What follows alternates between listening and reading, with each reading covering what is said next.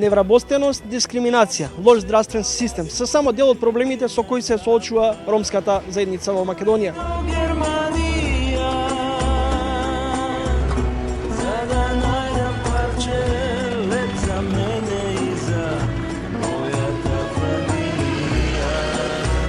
Има представници кои не представуваат несоодветни, необразовани. Дали ме разбирате? И не може некој да ги бара правата на ромите кога е необразован. Гледате, правате никам да барам. Еве, јас сум дипломиран политиколог. Знаете што ми има направено претходната влада? Така ме наместија и ме затворија и од работа ме извадија. Значи, правосудниот систем воопшто не функционира. Не функционира. Што да кажам јас, значи, интелектуалец, познавање на 2-3 јазика и ме дискредитираа заради Амди Бајрам и ред други луѓе бидат со него власт. Државата е како една фамилија. Ако не знаете семејство да си го водите, не знаете ни државата да ја водите. Што можам јас сега да направам? Ја не можам себе си да си помагам, камо на државата. И не случајно само за ромите. Конкретно што сакате за ромите? Ви реков, во сите сфери. Образование, значи, здравство, култура и се така натаму. Се, не можам да ви кажам, од секојдневниот живот сите проблеми ги.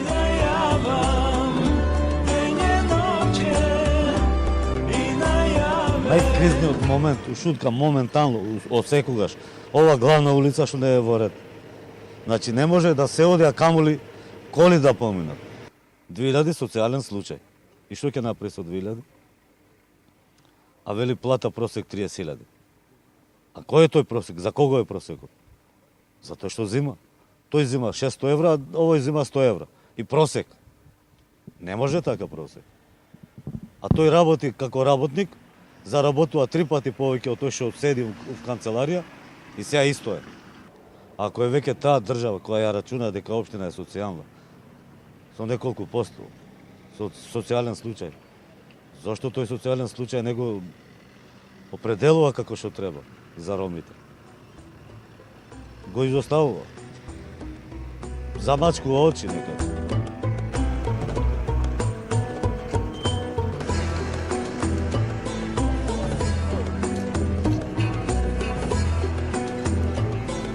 Децата не се пријавени тука, колку да има лица фантоми тука.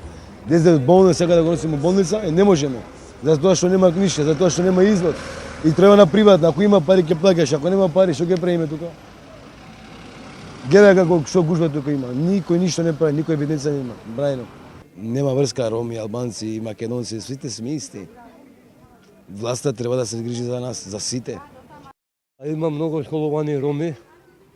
Што значи ја гледат роми, ај вика овие не знаат ништо. Пошто јас сум албанец.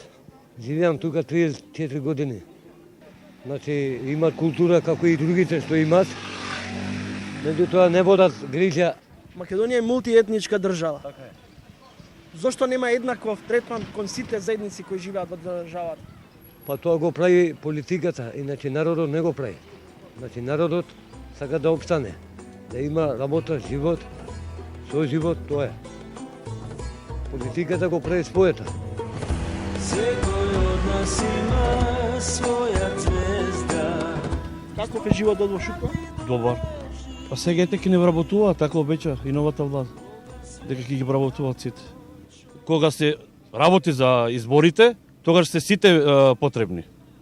Од сите националности, сите гласови се потребни. За секого. Лажат. Кој лажа? А? Државата. Не ти дава твое право, бре.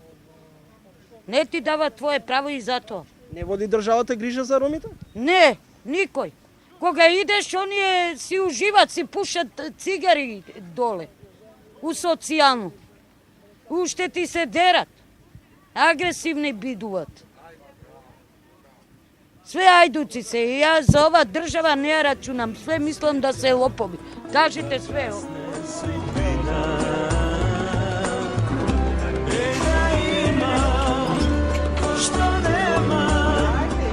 Секој ден е вака. Секој ден вака пушува. Од 10 сат, од 9 и пол пушува. Секој ден закочено е вака. Да. Ајде, да внешните. На меѓутоа е презиване што ме кама слабо. Од Каде сте вие? Маки Експрес превоз, линиски превозници кои одржуваат линијата 19 и 20. Сега сме дојдени да ја констатираме состојбата, затоа што нашите превозници секој ден се јавуваат, немаат услови да одржуваат линиите. Често до градот Скопје се обраќаме, до секторот за сообраќај, до ОКЦ центарот, кој го контролира сега електронскиот систем за наплата, меѓутоа сите се глуви на оваа ситуација. Ромите кои живеат во Шутка преживуваат од ден за ден.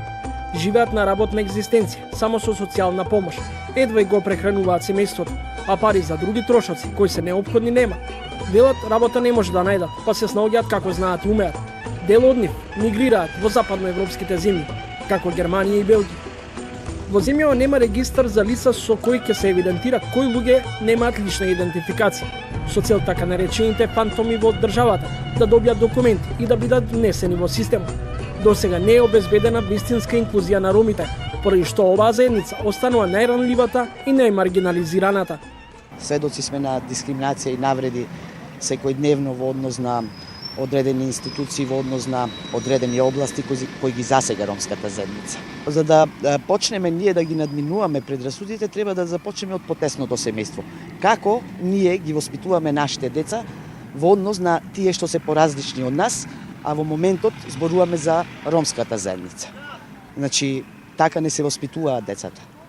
Не можеме ние да кажеме, знаеш што, за да нашето дете јаде или руча, треба да кажеме, знаеш што, ако не јадеш, ако не го изедеш ова, ќе дојде циганката, ќе те земе или ќе те украде.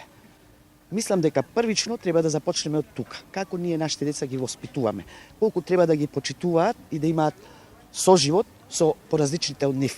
За жал, ромите се уште трпат и дискриминација, и предрасуди, и навреди. Вие сте сведоци колку пати само сме пријавувале одредени ситуации на дискриминација, на несоодветен пристап, дали се работи во однос на здравствени услуги, во однос на образовни услуги, во однос на домување, вработување. Неслучајно ние како граѓански ромски организации работиме на подигање на свеста кај нашата заедница, за да не дозволува некој да им ги купува, продава и да манипулира во однос на нивните гласови и да се сетат токму само кога имаат политичките партии интерес да допрат до нив и да ги видат и да ги прашаат што е тоа што ви е потребно, кога години наназад сме свесни дека ништо не направиле. И сепак повторно манипулација. Тој момент го искористуваат одредени политички партии. За жал и самите ромски политички партии. Дали се менува свеста кај граѓаните во однос на дискриминацијата кај ромите? Вие неодамна имавте еден инцидент во едно кафуле каде што беа вашите колпортери избркани. Да, се менува секако. Тоа го гледаме, делом нашите продавачи се роми, младинци кои што порано сме биле навигнати да ги среќаваме на улиците, подавајќи раката и барајќи пари. Меѓутоа, во овие 6 години, веќе 6-та година од сега до сега, тие голем дел од нив се веќе свесни за тоа дека тие работат, дека нивниот процес е ист како на сите луѓе кои што се вклучени во некаков работен ангажман. И тие самите знаат да ни алармираат и на нас, да ни кажат дека некаде не ги пуштеле да влезат, меѓутоа дека луѓето биле културни и им рекле извинете, меѓутоа не можеме да ве пуштиме во моментов, имаме приватен настан, или им кажале нешто друго, нешто поинако, им кажале дека пред 5 минути влезе друг продавач, па не можеме сега да ве пуштиме. И тоа е во ред. Сите кафулини и ресторани си имаат своји правила кои што и ние сакаме да ги почитуваме. Меѓутоа, дискриминацијата не сакаме да поминеме преку неа и гледаме да биде да ја најавиме, да ја посочиме и да се работи на нејзино елиминирање. Свесни сме дека тоа е процес и дека како што на почетоците беше многу тешко да им кажеме на продавачите дека можат таму и таму да отидат и да продаваат без никакви задршки. Свесни сме дека сега тоа е многу полесно, затоа што пред се ја гледаме таа двонасочна комуникација. Публиката самата сака да ги види продавачите, самата сака да направи моабет со нив и самата сака да учествува и во тој инклузивен процес. До сега, веќе сега го правиме 30-тото издание на списанието, така што очигледна е таа промена и кај публиката и кај продавачите. Значи, Ако на почетокот им беше тешко да се срамеа да продаваат, сега веќе самите се како звезди. Буквално кажуваат, јас сум таму и таму звезда, имам пријатели, мене сите ме знаат таму, мене ми е многу пријатно да работам таму, затоа што немам никакви пречки. Поради долгогодишните и генерацијски ставови дека овие луѓе се тие кои што можат да ти украдат нешто, овие не се. Ние многу работиме на промена на таквите мислења и на промена воопшто на свеста на луѓето дека сите луѓе се еднакви и дека тоа мора да го сватиме. Нашите продавачи, најважно за нас е што нашите продавачи тоа го имаат поминато некако, го имаат сватено дека некои луѓе едноставно многу повеќе треба да бидат во допир со инклузивни програми за да сватат дека и тие се исти еднакви со нив. Така што тоа е процес кој што трае, кој што не е дека сега се случило па сме работеле на тоа и овие луѓе се промениле, а овие не може да се променат, сите може да се променат и затоа зборуваме дека биде дел од таа промена која што го движи општеството и лице в лице практично е дел од таа промена која што го движи општеството напред. Образовната инклузија како решение за справување со сиромаштијата, неписменоста и злоупотребата на децата и нивниот труд е вистинско решение за секоја држава, вклучително и Македонија. Тука Министерството за труд и социјална политика и Министерството за образование мора заедно да имаат соработка и да дадат се од себе. Социјалната инклузија е да се покријат семејствата кои исто така не можат да не се вработени, не се доволно образовани. Тој трансгенерацијски начин на обезбедување на средства преку питачење или продажба или собирање на секундарни суровини мора да се прекине, мора да се работи со семејствата, кои многу често и тие самите ги злоупотребуваат сопствените деца заради екзистенцијални потреби, да им се обезбеди еден групен дом, каде што ќе можат кров над главата, да државата обезбеди за овие ранливи категории на семејства и да биде барем еден од семејството вработен. И тогаш центрите за социјална работа ќе имаат вистинска работа да следат семејството, дали се остварува квалитетно родителско право, дали се вработувањето и средствата кои ги добива вработениот соодветно се инвестира во образование, во социјални потреби и воспитни на детето и на тој начин ќе го решиме проблемот и со сиромаштија, и со злоупотреба, и со неписменост во Република Македонија, но за тоа бара и буџетот да отвори повеќе можности за оваа ранлива категорија на деца и родители. Ромите помеѓу инклузивноста и сегрегацијата. Во ова издание на емисијата, мој соговорник е министерката за труд и социјална политика, Мила Царовска. Ви благодарам што издвоивте време за разговори покрај набиената агенда.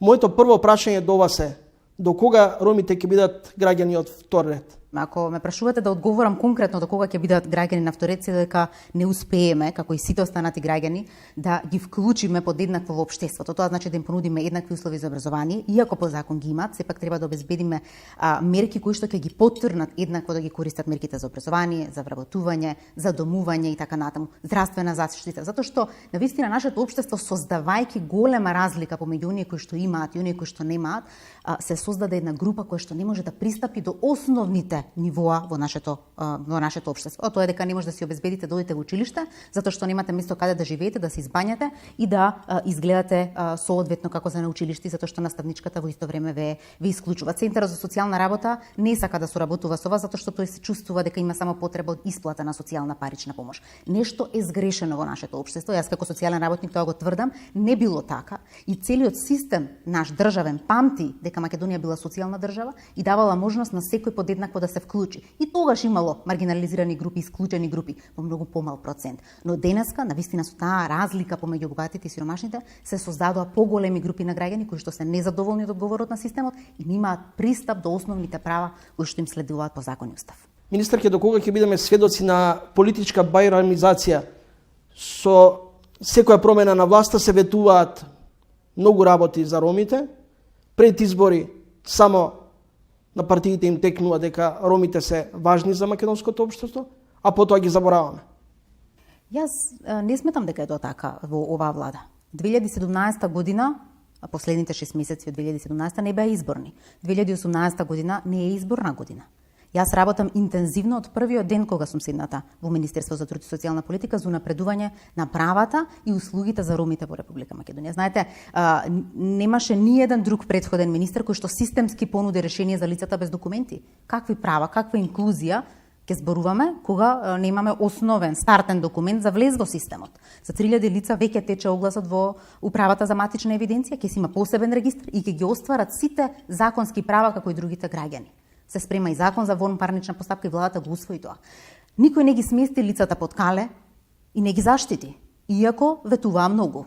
Но ние тоа го направивме уште во првиот месец од нашиот мандат. Ги сместивме во институција, добиваат еден топол оброк, нивните деца се вклучени во дневни центри и се обидуваме да ги активираме на зелени работни места или оние што се собирачи на отпад да добијат некакво формално вработување. Рицевите не само што ги ставаме во функција како што треба да служат на граѓаните, а не на политичките партии, туку и пробуваме да ги внесеме во центрите за социјална работа. Тие да бидат медијаторот помеѓу ромите граѓани и центарот за социјална работа. Зошто? Затоа што треба да се представи ромската култура и да вработените во центрите за социјална работа ги прифатат еднакво како другите граѓани и како досега, затоа што имаме навистина одбивање и дискриминација. И тоа се обидуваме ни сите чекори и мерки кои што ги правиме. Во 2018 година се потпишаа договори со градинките.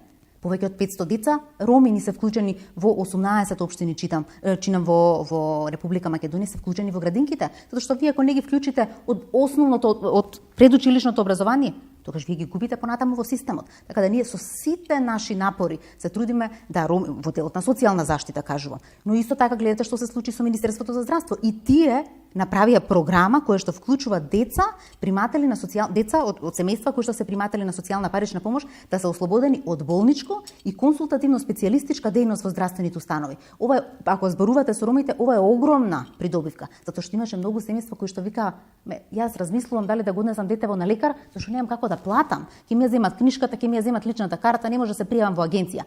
Тој товар сега ги растеретивме. И затоа не сметам дека ова влада никако не спроведува политики како претходно, да ги злоупотребува ромите пред избори. И тоа го покажувам со дела. 2017 втора половина не е изборна, 2018 не е изборна година, а ние интензивно спроведуваме политики кои што се во интерес на нашите сограѓани роми. Дали, колку и на какви позиции има во Министерството за труд и социјална политика вработено луѓе од ромска заедница?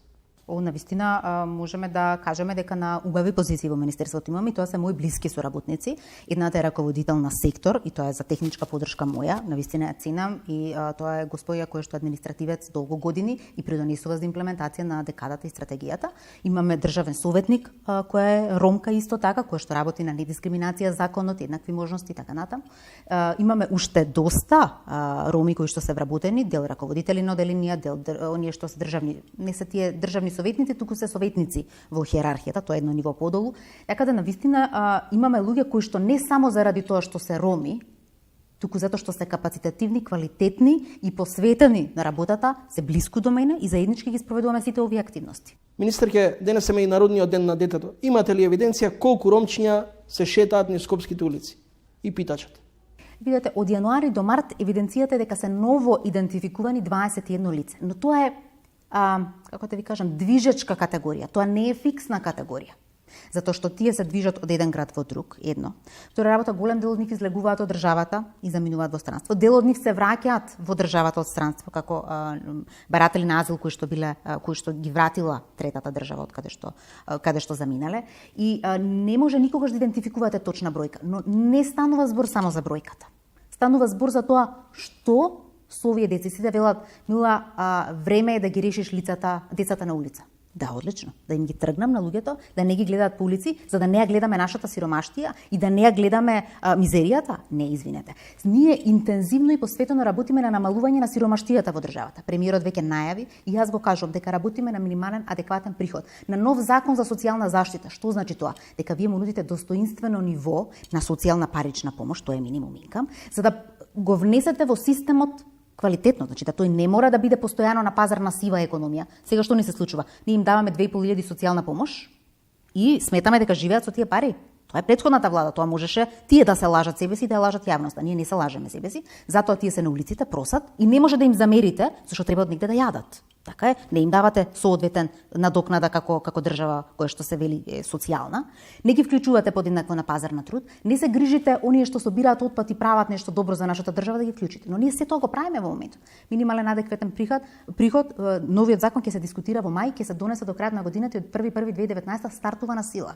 Во активните мерки за вработување отворивме посебна глава која што се вели зелени работни места, за да можеме сега со локалните самоуправи и со предпријатијата кои што се комунални да овие лица ги вцицаме во системот, затоа што тие онака работат. Кога сте вие формално вработен некаде, ви имате здравствено, социјално осигурување, ви тече стаж, вашите деца можат мирно да одат во училиште или во дневен центар како припрема за во училиште. Така да тоа е еден врзан систем кој што не дава ефект само ако вие ги земете децата и кај ќе ги носите. Во големите гломазни институции, кои што и самите вие медиуми гледате што се случува во големите институции. Тоа не се случува последниве 10 месеци, тоа се случува 20 години во Република Македонија. Но сега си најде мегдан.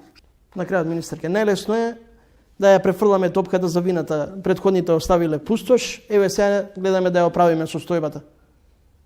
Може вие да си заминете стиката да остане иста? Секако дека може, видете. Сметам дека во Македонија до сега министрите кои што седале во ова министерство ниту ја разбирале социјалната заштита, ниту се труделе да ја унапредат социјалната заштита. Тоа се гледа по законот. Кога во Македонија се смени цел закон и се направи нов систем реформатиран?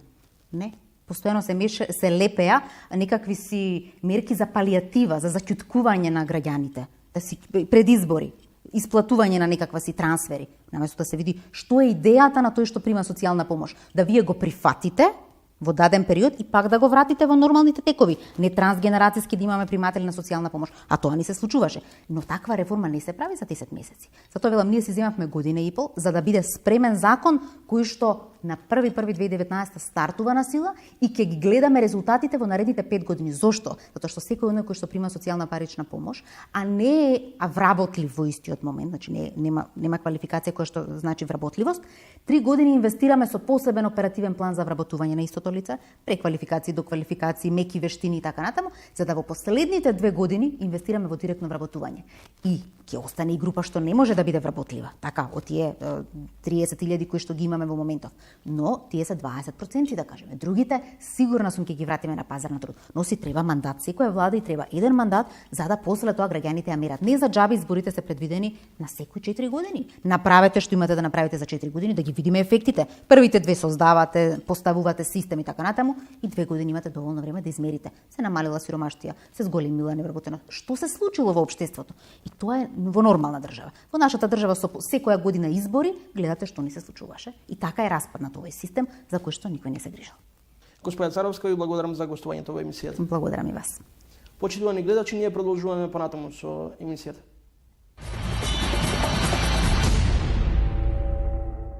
За ромите можевме да слушнеме и во прислушуваните разговори. Еве што тогаш говореа високи функционери на владата предводена од Никола Груевски. Заврши шутка и се уживаш. Готово. Што има? Кој да заврши избори, а? Не, сега доаѓа најтешкото. Мора тие ушутка ненормални се. Пак си скарале циганите, а? Пак. Што да им правиме веќе? Абе, нека кршат глава, само нека гласаат кој што треба. Вие терајте со циганиве. Гледај се, ние ќе најдеме двојца. Значи ќе тераме со кафето и со циганите денес. Ќе најдеме двојца од Амди, што ќе речат дека СДС ги пратил да разделуваат месо по шутка. Му кажав на Славе, таму кај што мислите дека е тенко, не подпишувајте записници, оставајте простор за приговор. Знаеш, неаме контрола таму, оставите простор, па после за уши циган по циган ќе ги вадиме. Ромите во споредба со другите етнички заедници во Македонија имаат невработеност од над 70%. Најголем дел од нив живеат во импровизирани бараки, во субстандардни услови. Сторија на Сунаи Сабриовски.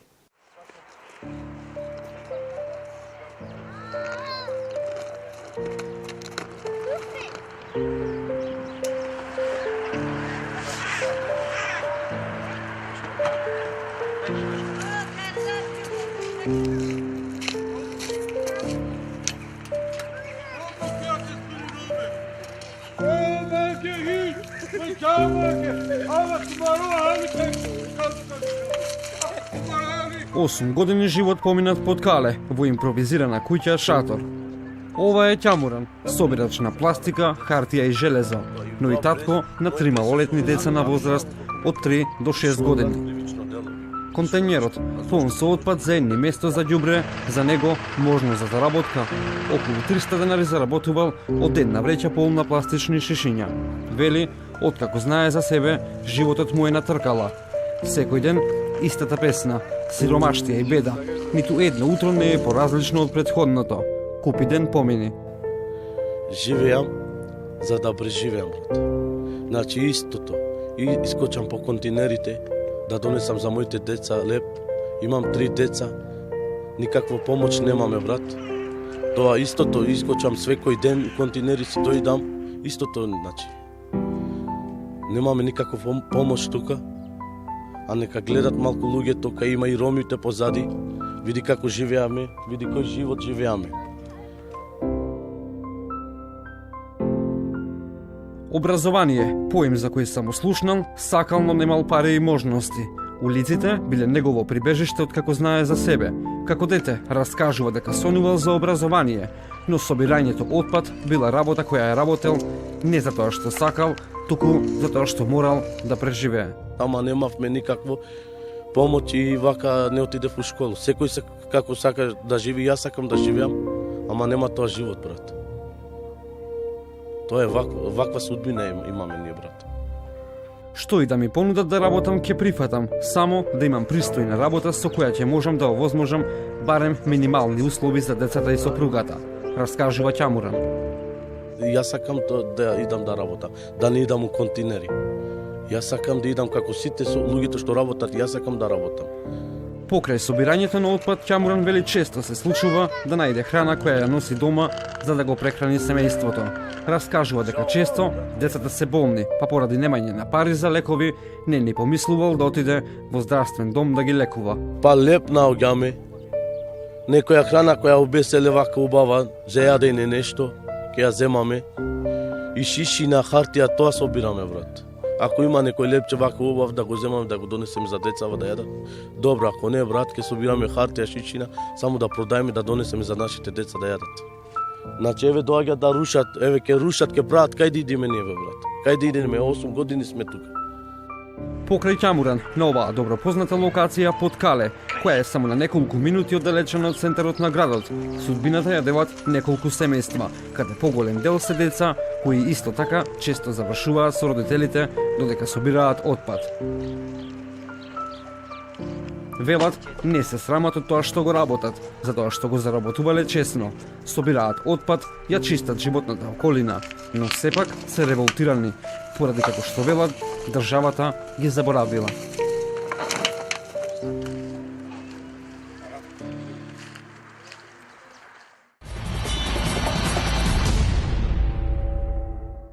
%88% од неформалните собирачи на отпад се роми, 40% од нив се без образование, а 38% со основно образование, покажало истражувањето на компанијата Пакома.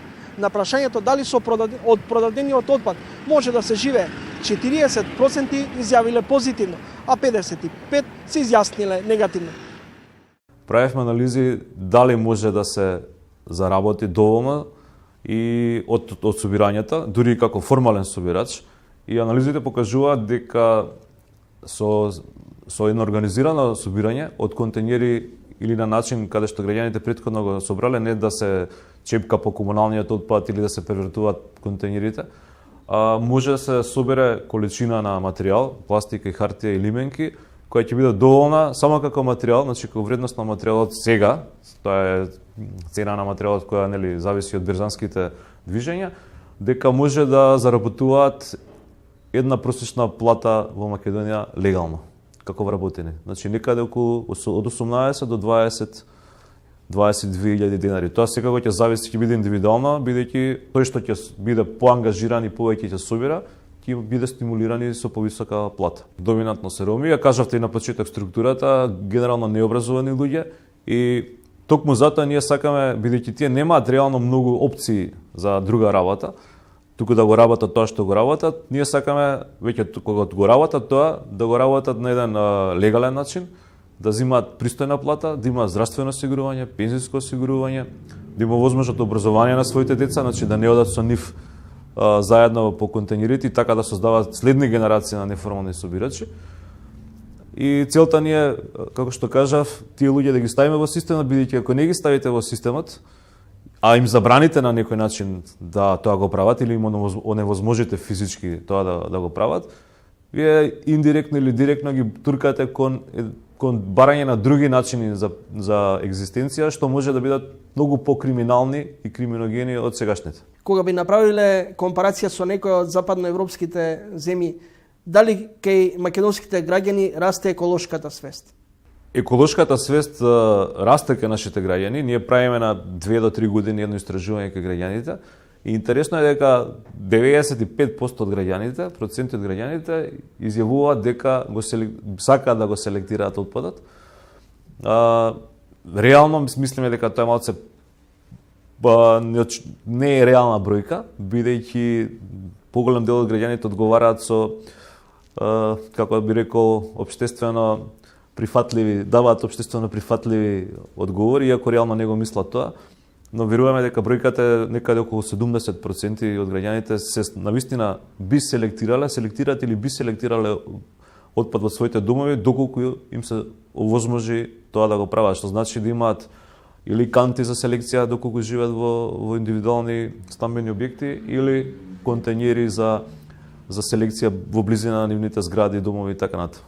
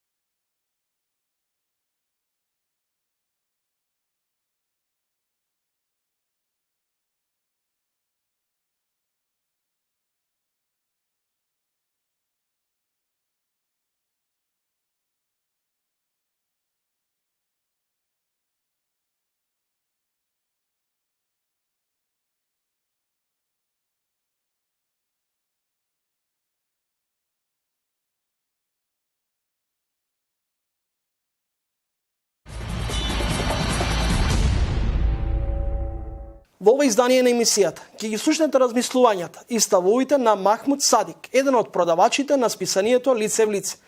Речи си пред еден месец, продавачи на списанието Лице в лице се соочија со непријатности при влез во едно од скопските кафулиња.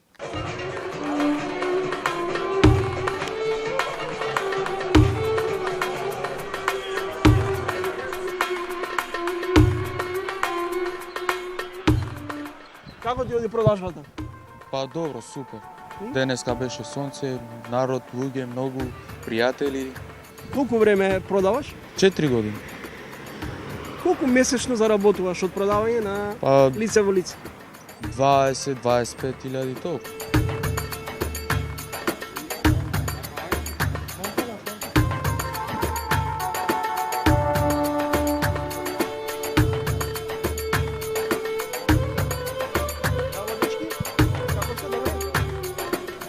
Односот кон ромите? Односот кон ромите е тешкиот живот. За парче леп се бориме, да си изгладиме парче лебот. Би се случило некој да ве избрка, да ве навреди, да ве дискриминира? Да. И тоа не борка од кафичи и така. Ако достигаме и ние па,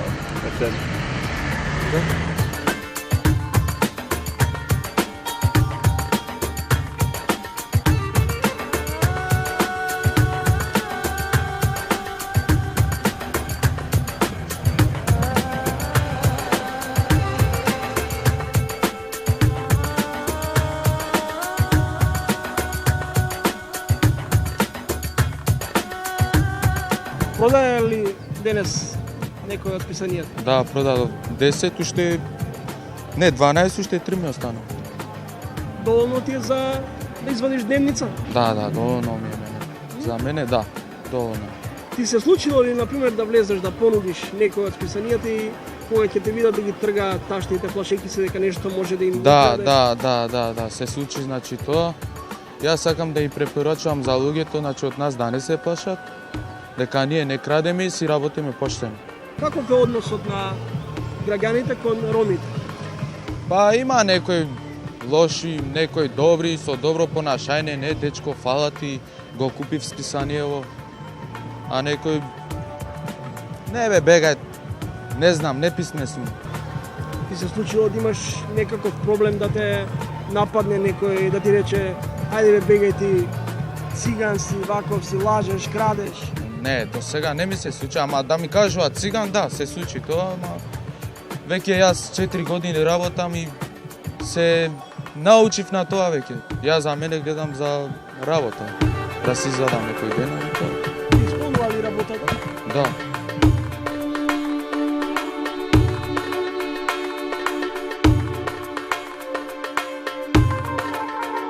Кога имав 6 години, учев во дневен центар за деца на улица. Тоа е во Шутка Оризари. На 15 години ја влегов на работа. Велиш дека 4 години продаваш, така? Да. Не ти се досадило? Не. Добро ми оди. Зошто да ми се досади? Секој ден со нови пријатели запознавам. Имам другари. Дали ти се понудило шанса нешто друго да работиш? Па ми се нудил, ама јас одбив. Зашто оваа работа ми одговара највеќе.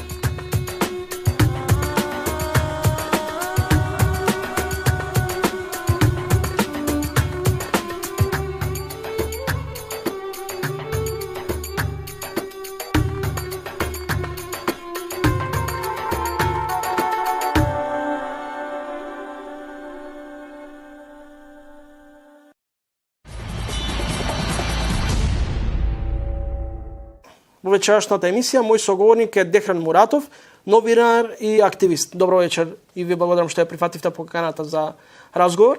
Добро вечер и благодарам за поканата. Зошто Шутка и Амди Бајрам станаа синоним за изборен подкуп и социјална декаденција? Да е само амдизација, тоа би било супер. Истражувајќи во последните избори колку ромски политички партии има, дознав дека има регистрирано 7 официјални политички партии. За еден од лидерите на тие политички партии не може презимето да му го најдам, ни на Google не го пронаоѓа. А тој има политичка партија. Зошто амдизација? Затоа што синоним станува затоа што многу е полесно да манипулираш со народ кој што е многу посиромашен за разлика од останатите.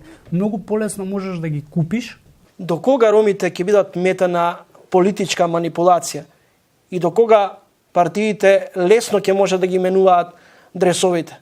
Особено не помина долго време, се сеќаваме кога, например, Амди Бајрам еднашка беше со ВМРО, па со СДСМ, во еден момент го критикуваше Груевски и Мијалков, покажуваше среден прст кон Бранко Црвенковски. Ние го земаме Амди како пример, но не е само Амди, позади него има 7 политички партии, кои што во изминатиот период 6 партии беа официјално партнери на сегашната опозиција. Како што доаѓа времето, гледаме дека тие полека, но забрзано некако се обидуваат да се префрлат на другата политичка страна, што за жал политиката е таква која што многу лесно ги прифаќа. Но на политичките лидери во овој момент, зборам од поголемите политички партии, не им одговара на тоа место, на местото на Амди или на некој тие такви лидери, да дојде некој квалитетен човек.